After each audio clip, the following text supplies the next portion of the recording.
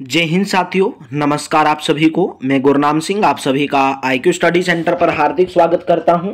तो अगर आप HSSC सिटी 2025 की तैयारी कर रहे हैं, हरियाणा सिटी के लिए तैयारी कर रहे हैं, या आप किसी भी एग्जाम की तैयारी कर रहे हैं जिसके अंदर हिंदी पूछी जाती है, एचटेट के अंदर हिंदी पूछी जाती है, SSC GD के अंदर हिंदी पूछी जाती है, और भी बहुत सारे एग्जाम हैं जिसके अंदर हिंदी पूछी जाती है, और जहां पर अलंकार जो है मोस्ट इंपोर्टेंट रोल प्ले करता है, क्योंकि अलंकार से क्वेश्चन हर एग्जाम के अंदर, अगर जिस भी एग्जाम के अंदर हिंदी पूछी जाती है तो ऐसा हो नहीं सकता कि अलंकार ना पूछा जाए।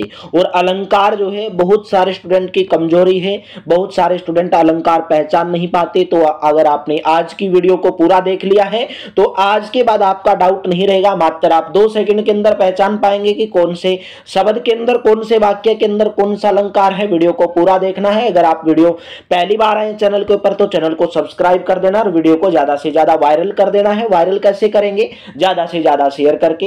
एक ही अमूल्य चीज है, वो मेरी अमूल्य चीज है कि आप क्लास को लाइक कर देना है, क्लास को शेयर कर देना है, और कमेंट बॉक्स में बताना कि आपको क्लास कैसी लगी। यूट्यूब के ऊपर आपको ऐसी वीडियो कहीं पर भी देखने को नहीं मिलेगी। क्लास को आपको एंड तक देखना है। आज के बाद आपका अलंकार का पूरा जितना भी डाउट है पूरा का पूरा क्लियर हो जाएगा।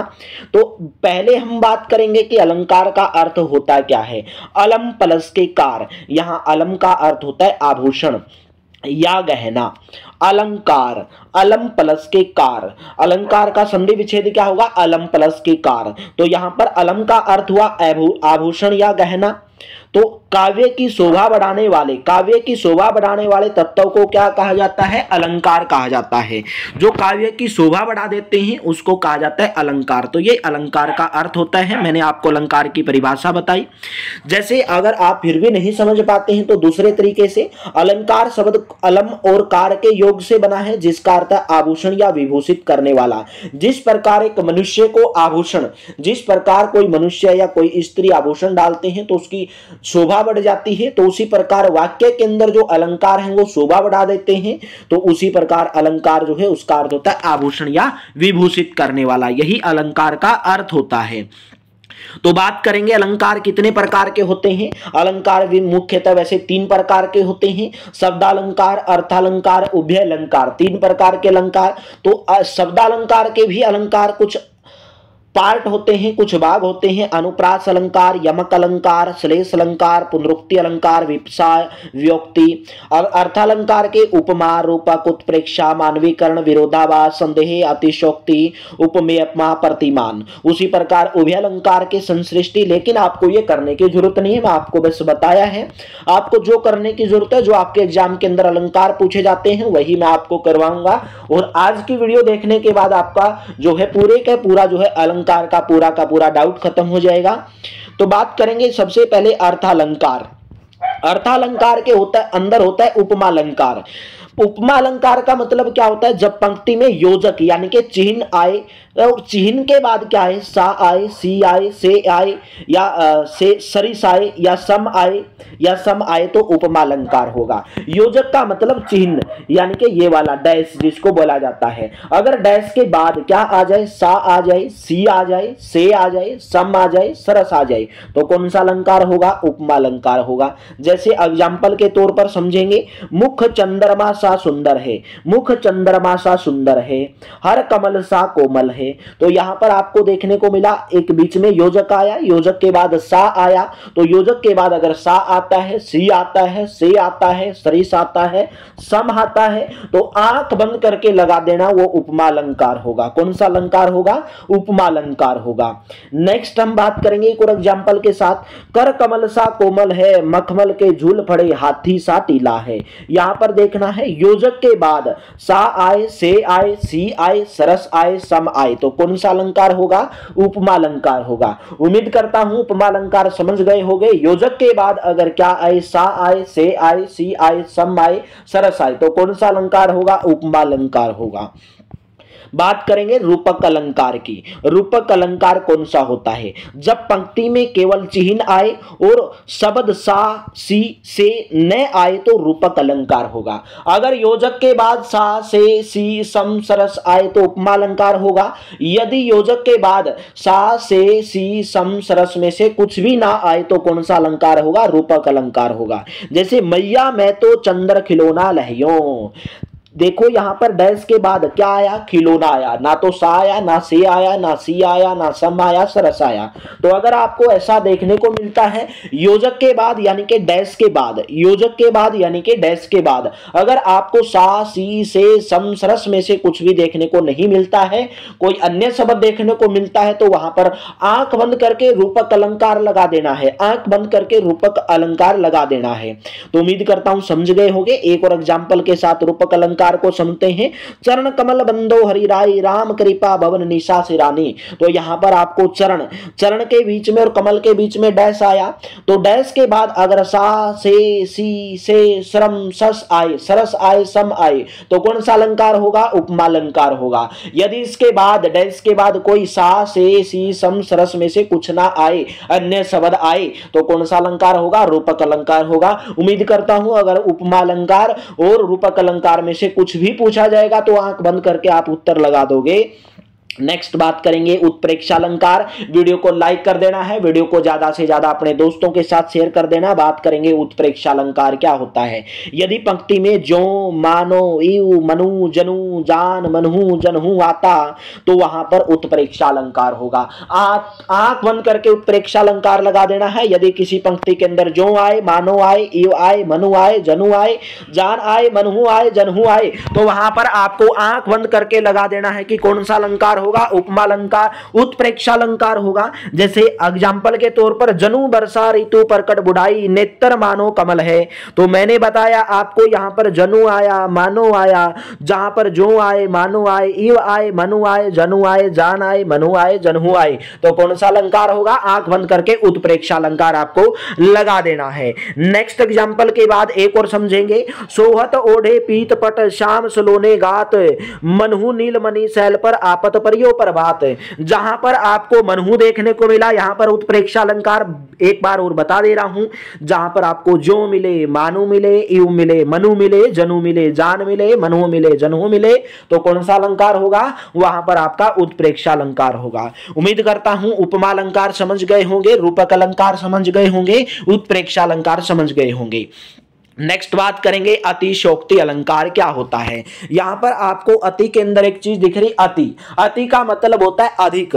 जहां किसी गुण या स्थिति को बढ़ा चढ़ाकर वर्णन किया जाए वहां अतिशयोक्ति अलंकार होता है। जैसे मैं बोल दूं कि फलाना आदमी हवा में स्कूटी चला रहा था, फलाना आदमी स्कूटर को हवा में उड़ा रहा था, तो ये कैसी बात हो गई? बढ़ा चढ़ाकर मैंने बात कर दी। मैंने कैसी बात कर दी है? बढ़ा चढ़ाकर बात कर दी। अति, अति का मतलब होता है अधिक, जहां पर बात को ज्यादा बढ़ा चढ़ाकर कहा जाए।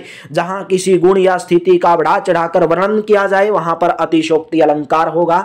जैसे एग्जांपल के तौर पर बात करेंगे, आगे नदियां पड़ी अपार, घोड़ा कैसे उतरे पार, राणा ने सोचा इस पार, तब से तक था उस पार। देखिए क्या बोला गया कि एग्जांपल के अंदर बोला गया आगे नदियां पड़ी अपार, कि आगे बहुत सारी नदियां हैं, घोड़ा कैसे उतरे पार, घोड़ा कैसे पार उतरेगा। नेक्स्ट में बोला राणा ने सोचा इस पार, बोला राणा ने सोच लिया और घोड़ा पार हो गया। मतलब राणा ने सोचा और घोड़ा पार हो गया। इतनी नदियां पार हैं तो कैसे पार होंगी? तो ये मतलब बात जो है बढ़ा चढ़ाकर की गई है। तो जहां किसी गुण या स्थिति का बढ़ा चढ़ाकर वर्णन किया जाए वहां पर कौन सा अलंकार होगा? वहां पर अतिशयोक्ति अलंकार होगा। उम्मीद करता हूं ये भी आप अच्छे से समझ गए होंगे। मानवीकरण अलंकार की बात करेंगे। मानव से संबंध रखता है मानवीय अलंकार। मानवीकरण मानव से संबंध रखता है। जब प्राकृतिक वस्तुओं में पेड़ पौधे बादल आदि में मानवीय भावनाओं के होने वर्णन हो तब वहां मानवीयकरण अलंकार होता है। जैसे एग्जांपल के तौर पर समझेंगे, फूल हंसे कलियां मुस्कुराई। क्या फूल कभी हंसते हैं? क्या कलियां कभी मुस्कुराती हैं? लेकिन यहां पर आपको पता होगा फूल मुस्कुरा रहे हैं, मतलब यहां पर मानव को प्रकट किया जा रहा है, यानी कि फूल मानव के सम्मान, जैसे मानव हंसता है उसी प्रकार फूल हंस रहे हैं, जिस प्रकार मानव मुस्कुराता है उसी प्रकार कलियां मुस्कुरा रही हैं, लेकिन आपको मुस्कुराते हुए दिखेगा नहीं, लेकिन भाव प्रकट हो रहा है,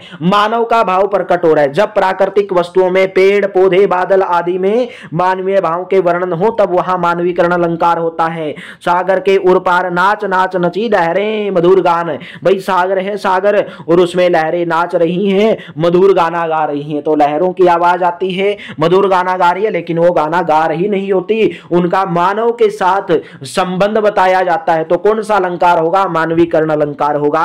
जब प्राकृतिक वस्तुओं में पेड़ पौधे बादल आदमी में मानवीय भावनाओं के होने का वर्णन हो तब वहां पर मानवीकरण अलंकार होगा। यह एग्जाम्पल था, उम्मीद करता हूं ये भी आप समझ गए होंगे। नेक्स्ट बात करेंगे शब्दालंकार। शब्दालंकार अर्थालंकार अभी करवाए, जो मोस्ट इंपोर्टेंट जो एग्जाम के अंदर पूछे जाते हैं वही आपको करवाए, बाद में करेंगे। अभी शब्दालंकार मोस्ट इंपोर्टेंट है, याद करने की बात है। अर्थ के आधार पर शब्दालंकार 3 प्रकार के होते हैं। कौन कौन से? एक होता है अनुप्रास अलंकार, एक होता है यमक अलंकार, एक होता है श्लेष अलंकार, जो आपके एग्जाम के लिए मोस्ट इंपोर्टेंट है। आज की वीडियो देखने के बाद आपको अलंकार का डर बिल्कुल खत्म हो जाएगा। अलंकार आप नैनो सेकंड के अंदर, बिल्कुल सेकंडों के अंदर पहचान पाएंगे। अर्थ के आधार पर शब्दालंकार 3 प्रकार के होते हैं, अनुप्रास अलंकार, यमक अलंकार और श्लेष अलंकार। तो बात करेंगे अनुप्रास अलंकार। वर्ण बार बार आए तो वहां अनुप्रास अलंकार होता है, जहां पर वर्णों की आवृत्ति बार बार हो, जहां पर वर्ण बार बार आए, जैसे चारु चंद्र की चंचल किरणें खेल रही जल थल में, मधुर मुस्कान मनोहर मनुज वेश का उजियाला। यहां पर च च च च वर्ण की आवृत्ति बार बार हुई है। यहां पर मैं मधुर मुस्कान, मैं वर्ण की जो उच्चारण है आवृत्ति है वो बार बार हुई है। तो जहां पर वर्ण बार बार आए वहां पर अनुप्रास अलंकार होगा। कौन सा अलंकार होगा? अनुप्रास अलंकार होगा।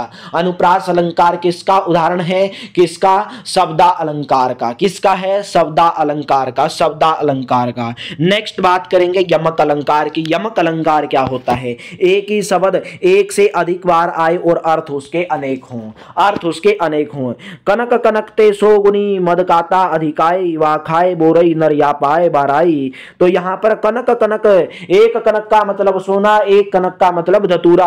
तो एक ही शब्द एक से अधिक बार आया, कनक कनक 2 बार आया, एक से अधिक बार आया और अर्थ इसके अलग अलग हो गए। एक कनक का अर्थ सोना, एक कनक का अर्थ धतूरा। तो यहां पर शब्दों का अर्थ जो है अलग अलग हो गया। तो कौन सा अलंकार होगा? यमक अलंकार होगा। कौन सा अलंकार होगा? यमक अलंकार। काली घटा का घमंड घटा, काली घटा का घमंड घटा। ठीक है, यहां पर घमंड घटा और यहां पर काली घटा। घटा, यहां पर घटा किसको दिखा रहा है? काली को दिखा रहा है भाई, कि घटा कैसी है? काली है। और यहां पर घमंड घट गया मतलब कम हो गया। तो यहां पर घटा 2 बार आया लेकिन इसके अर्थ जो है अलग अलग हो गए। इसका जो अर्थ अलग अलग होगा तो कौन सा अलंकार हो गया? यमक अलंकार हो गया।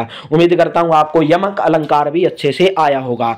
बात करेंगे दूसरे एग्जाम्पल के साथ यमक अलंकार की। माला फेरत जुग गया फिराना मन का फेर, कर का मन का डोरी दे मन का फेर। यहां पर देखिए क्या आया? माला फेरत जुग गया फिरने मन का फेर, कर का मन का पारी ते मन का फेर। यहां पर मन का आया लेकिन हर मन के का अर्थ यहां पर अलग है। तो कौन सा अलंकार हुआ? यमक अलंकार हुआ। जहां पर एक ही शब्द एक से अधिक बार आए और उसका अर्थ अलग अलग हो तो कौन सा अलंकार होगा? यमक अलंकार होगा, यमक अलंकार होगा। नेक्स्ट बात करेंगे श्लेष अलंकार। ये आपका लास्ट अलंकार है। श्लेष अलंकार जो आपके एग्जाम के अंदर पूछे जाते हैं वो मैंने आपको करवाए हैं और आज की वीडियो उम्मीद करता हूं देखने के बाद आपको अलंकार का जो है पूरा का पूरा डाउट खत्म हो जाएगा।